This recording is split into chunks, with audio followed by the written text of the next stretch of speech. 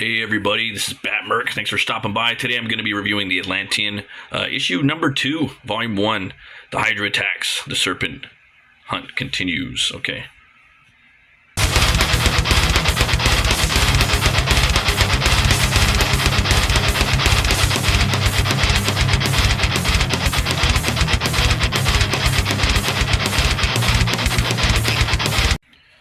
So, yeah, man, I backed this on fundmycomic.com. For those of you that don't know, these books are launched usually quarterly on fundmycomic.com, and fundmycomic.com is a crowdfunding site. It's created by comic book creators for comic book creators, But, you'll see some things like board games and whatnot on there as well that you can pick up. I got this print that came with it too. So once these books are done funding, they end up going over to like Amazon and Critical Blast and a multitude of different areas and when you can get the books. But it's always good to get it on the ground floor and back the books on fundmycomic.com because you get this cool piece right here that's painted wonderfully by Ink Spots. Yeah, Ink Spots is a really talented artist that's in the scene, and I always love it when I get to pick up one of his books or he does a piece that's in something I backed like this. So and then you got this one right here with the trade dress, and then you get into the book, you come around, and then you have the OG inks right here by Russ Leach, which I think are just stunning. Love them both. So we're picking up right here from the second issue, which if you guys haven't checked that out, I have a review of that, and the one before that, which is the first sword and sorcery story ever written or based on the Shadow Kingdom by Robert E. Howard. Okay, so this book's heroes are Cole, the Conqueror, and Brule, the Spear Slayer. Okay, so we're picking up from the last issue without spoiling too much. Right here, we're jumping in like a scene of kind of like a flashback from the Shadow Kingdom. What I really like about what they did with the writing in this book, and the story is by Randy Zimmerman, Charles Santino, and Russ Leach. And Russ Leach also handles the artwork stunningly. What I really liked about this story is they're tying in some of the threads from the Shadow Kingdom, and they're pushing them forward into this in a really interesting, not all in your face way. They're not doing a bunch of info dump like in the front end of the story. They're kind of putting it in there slowly, And it shows Brule with his team when they first discovered this stone that actually, when he says a certain verse, it turns these monks that are followers of the snake into the snake people, and they cannot stand this ringing. So you got this scene right here. I'm loving the artwork in here as always, man. Just killer, man. All the tones, you can see all the different tones of ink. I love that. Just really gritty, earthy look to it. Then you have it was a nightmare that Brule was having. Brule, we have a problem. Your saddlebag, it's glowing. Glowing? I started but a moment ago. Valka. Like a striking panther, Brule springs to his feet, adrenaline pumping, fully aware of what is about to happen. Get your sword and secure the horses, my king. We are about to be attacked. I hear it. Something's out there. Coming in from the west. So, and they got this chick, this bar wench, She was in the first issue, and she's basically trying to show him something secret. She's like the guide, and she's still tagging along. They haven't got rid of her yet, or just put her in jail or what have you. But she's back. So, he's I am no fool. Enough to give you a weapon. Call out.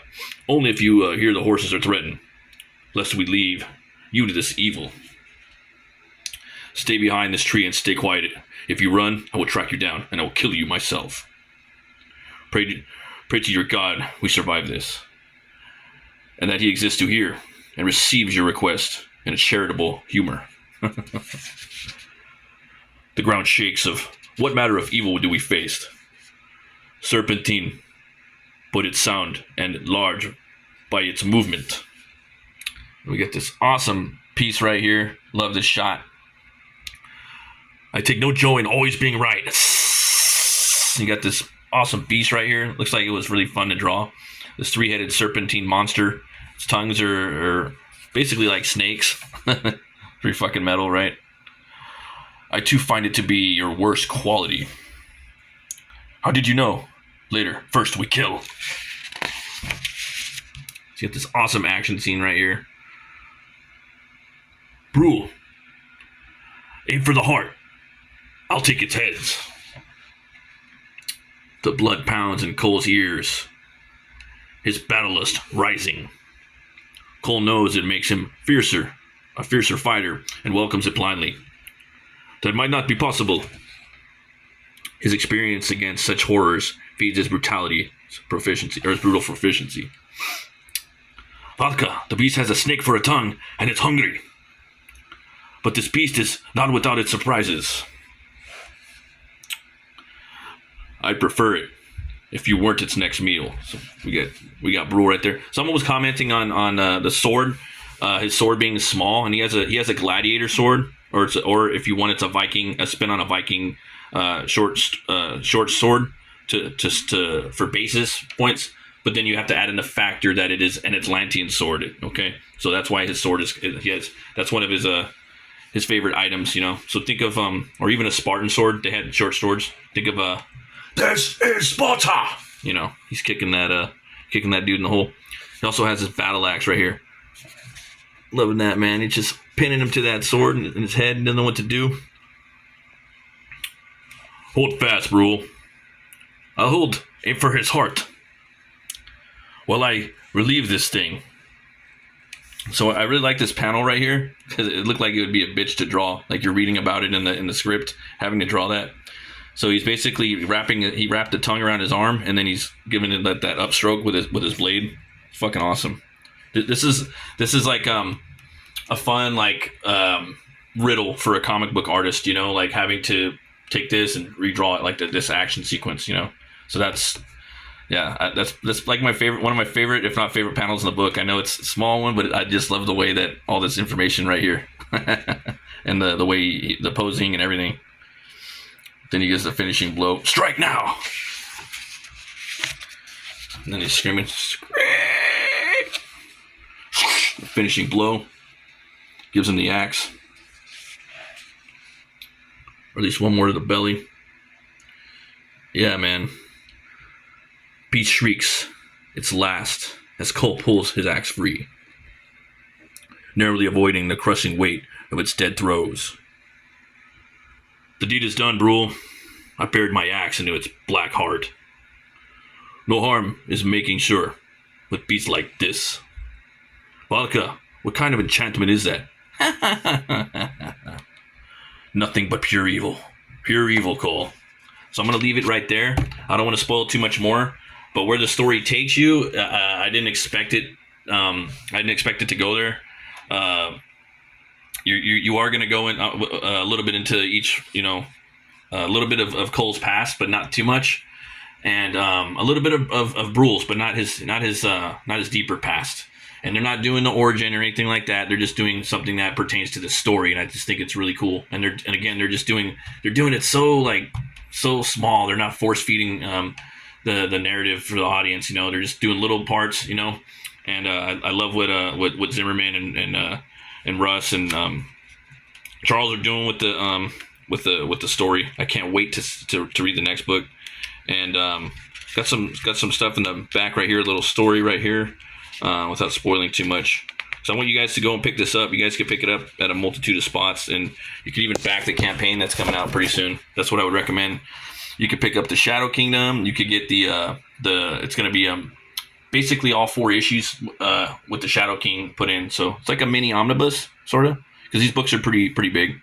So you got Hatch Librarian right there. He's grabbing the book that he wants and gets scared by a snake. Bites him right on the hand, or comes out at him. Yeah, and wraps around his arm. Might even be a snake in a can. Loses his hair. Reminds me of Fangbone. You guys check out Fangbone. The cartoon was hilarious. So yeah, you can pick it up on Amazon, Critical Blast, and then we have this letters column now. And yeah, I've seen some of my buddies in here. I actually made it in there too. They got a little quote from me, so I thought that was awesome. Didn't expect that. And then, yeah, man, we got this cool piece right here by Alex Sarabia. So badass, and it's keeping it in relation to their take on coal. You know, awesome. Loving this book, guys. Go check it out. Yeah, go pick it up. If I were you, I would. Yeah, I mean, there's a lot of options. Really, you can pick it up now. You can go to Amazon, get it now. Get it on Critical Blast's website. It'll take you there. Or you can wait for the campaign to launch. That's what I would do, and maybe pick up 3 of them there, or the graphic novel that has all 4. So there's a lot of options, and these guys they're delivering, basically putting about 3 or 4 of these a year. So go check them out. As always, guys, thanks for watching. Always remember to be bold, be brave, and roll the bones to know your role. I'll see you guys next time.